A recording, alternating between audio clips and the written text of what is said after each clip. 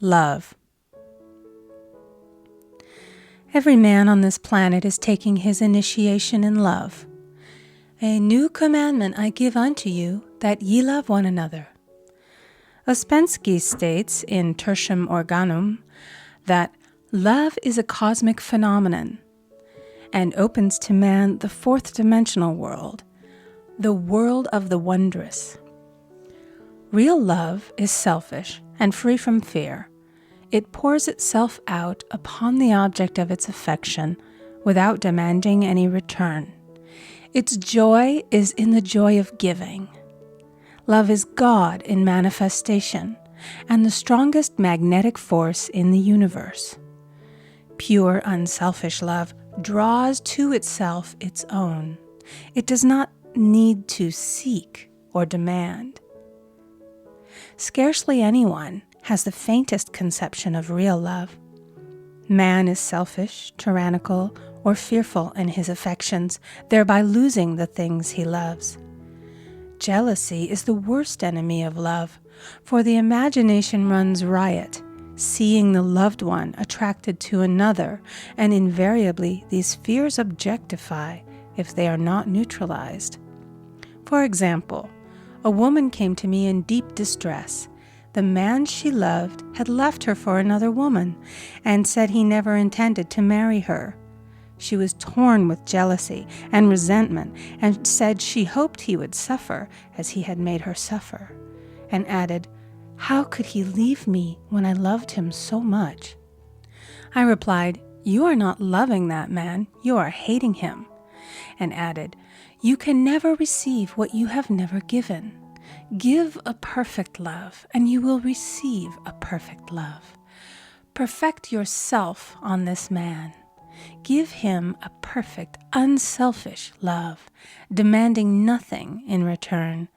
Do not criticize or condemn, and bless him wherever he is." She replied, "No, I won't bless him unless I know where he is." "Well," I said, "that is not real love. When you send out real love will return to you, either from this man or his equivalent. For if this man is not the divine selection, you will not want him. As you are one with God, you are one with the love which belongs to you by divine right."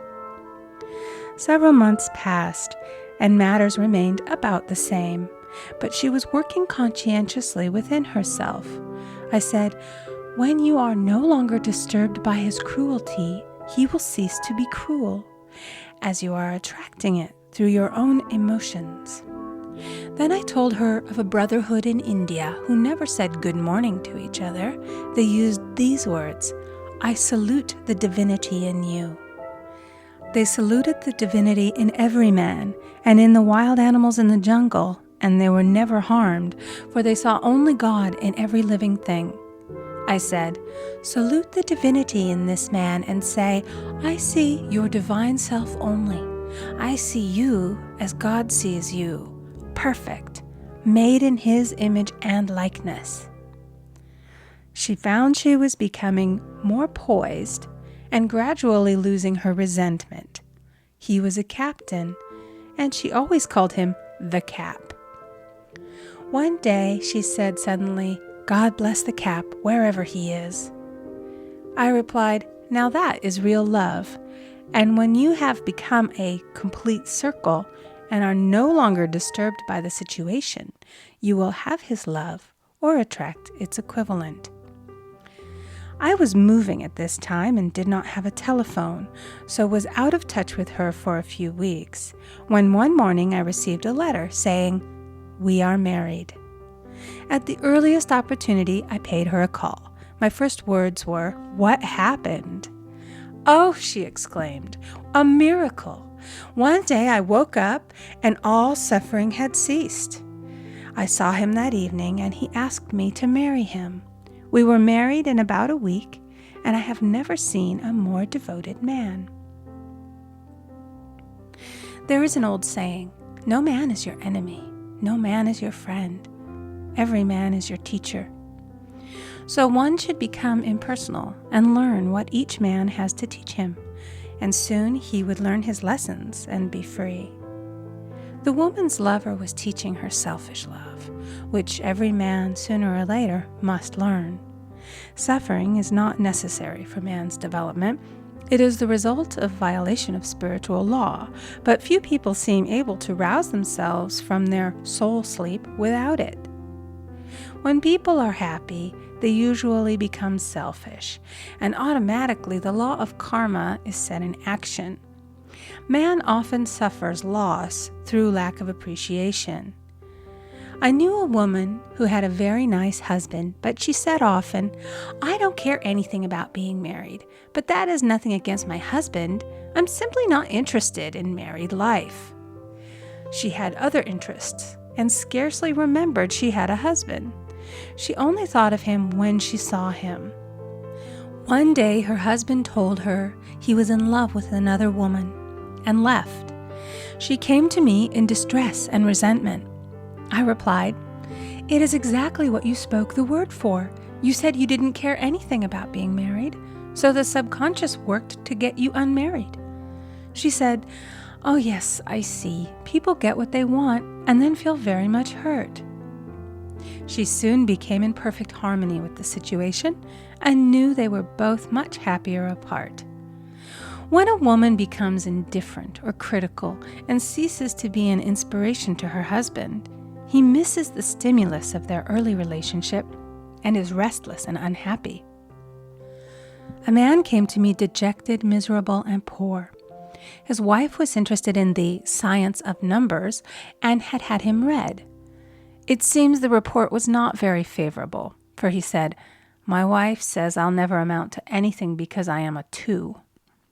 I replied, "I don't care what your number is. You are a perfect idea in divine mind, and we will demand the success and prosperity which are already planned for you by that infinite intelligence." Within a few weeks, he had a very fine position, and a year or two later, he achieved a brilliant success as a writer. No man is a success in business unless he loves his work. The picture the artist paints for love of his art is his greatest work. The potboiler is always something to live down. No man can attract money if he despises it. Many people are kept in poverty by saying, "Money means nothing to me. I have a contempt for people who have it." This is the reason so many artists are poor. Their contempt for money separates them from it. I remember hearing one artist say of another, "He's no good as an artist, but he has money in the bank." This attitude of mind, of course, separates man from his supply. He must be in harmony with a thing in order to attract it. Money is God in manifestation, as freedom from want and limitation, but it must be always kept in circulation and put to right uses. Hoarding and saving react with grim vengeance. This does not mean that man should not have houses and lots, stocks and bonds, for "the barns of the righteous man shall be full." It means that man should not hoard even the principal if an occasion arises when money is necessary. In letting it go out fearlessly and cheerfully, he opens the way for more to come in, for God is man's unfailing and unexhaustible supply. This is the spiritual attitude towards money, and the great bank of the universal never fails. We see an example of hoarding in the film production of Greed. The woman won $5,000 in a lottery, but would not spend it. She hoarded and saved, let her husband suffer and starve, and eventually she scrubbed floors for a living. She loved the money itself and put it above everything, and one night she was murdered and the money taken from her. This is an example of where love of money is the root of all evil. Money in itself is good and beneficial, but used for destructive purposes, hoarded and saved, or considered more important than love, brings disease and disaster and the loss of the money itself. Follow the path of love, and all things are added, for God is love, and God is supply. Follow the path of selfishness and greed, and the supply vanishes, or man is separated from it. For example, I knew the case of a very rich woman who hoarded her income. She rarely gave anything away, but bought and bought and bought things for herself. She was very fond of necklaces, and a friend once asked her how many she possessed. She replied, 67. She bought them and put them away, carefully wrapped in tissue paper. Had she used the necklaces, it would have been quite legitimate, but she was violating the law of use. Her closets were filled with clothes she never wore and jewels which never saw the light. The old woman's arms were gradually becoming paralyzed from holding on to things, and eventually she was considered incapable of looking after her affairs, and her wealth was handed over to others to manage. So man, in ignorance of the law, brings about his own destruction. All disease, all unhappiness come from the violation of the law of love. Man's boomerangs of hate, resentment, and criticism come back laden with sickness and sorrow. Love seems almost a lost art, but the man with the knowledge of spiritual law knows it must be regained, for without it he has become as sounding brass and tinkling cymbals. For example, I had a student who came to me month after month to clean her consciousness of resentment. After a while, she arrived at the point where she resented only one woman, but that one woman kept her busy. Little by little, she became poised and harmonious, and one day, all resentment was wiped out. She came in radiant and exclaimed, "You can't understand how I feel. The woman said something to me, and instead of being furious, I was loving and kind. And she apologized and was perfectly lovely to me. No one can understand the marvelous lightness I feel within." Love and goodwill are invaluable in business. For example, a woman came to me complaining of her employer. She said she was cold and critical, and she knew she did not want her in the position. "Well," I replied, "salute the divinity in the woman and send her love." She said, "I can't. She's a marble woman." I answered, "You remember the story of the sculptor who asked for a certain piece of marble? He was asked why he wanted it, and he replied, 'Because there is an angel in the marble.' And out of it he produced a wonderful work of art." She said, "Very well, I'll try it." A week later she came back and said, "I did what you told me, and now the woman is very kind and took me out in her car." People are sometimes filled with remorse for having done someone an unkindness, perhaps years ago. If the wrong cannot be righted, its effect can be neutralized by doing someone a kindness in the present. "This one thing I do, forgetting those things which are behind, and reaching forth unto those things which are before." Sorrow, regret, and remorse tear down the cells of the body and poison the atmosphere of the individual. A woman said to me in deep sorrow, "Treat me to be happy and joyous, for my sorrow makes me so irritable with the members of my family that I keep making more karma." I was asked to treat a woman who was mourning for her daughter. I denied all belief in loss and separation and affirmed that God was the woman's joy, love, and peace. The woman gained her poise at once, but sent word by her son not to treat any longer because she was so happy it wasn't respectable. So mortal mind loves to hang on to its griefs and regrets. I knew a woman who went about bragging of her troubles, so of course she always had something to brag about. The old idea was if a woman did not worry about her children, she was not a good mother. Now we know that mother fear is responsible for many of the diseases and accidents which come into the lives of children.